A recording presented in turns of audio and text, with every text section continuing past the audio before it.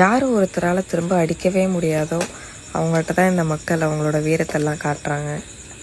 ரோட்டில் ரேஷ் டிரைவிங் பண்ணுறவனுங்க, கண்ட இடத்துல குப்பையை கொட்டுறவங்க, பப்ளிக் பிளேஸில் நியூசன்ஸ் பண்ணுறவங்க, கேர்ள்ஸை டீசிங் பண்ணுறவங்க, இவங்களெல்லாம் நம்ம மக்களால் தட்டி கேட்க முடியல அதே இடத்துல.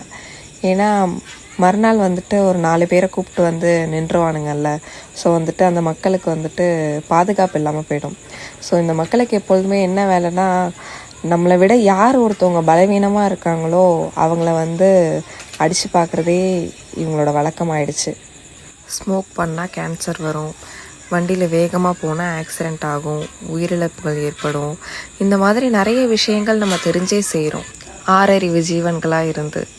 ஆனால் அவங்களுக்கே தெரியாமல் அவங்களோட எச்சில் மூலியமாக பரவுகிற இந்த ரேபிஸ்ங்கிறது 100% ப்ரிவென்டபுளாக இருந்துமே கூட நம்ம அவங்க இருக்கக்கூடாது, இந்த இனத்தையே அழிச்சிடணும் அப்படின்னு நினைக்கிறது எந்த விதத்தில் நியாயம்னு தெரில.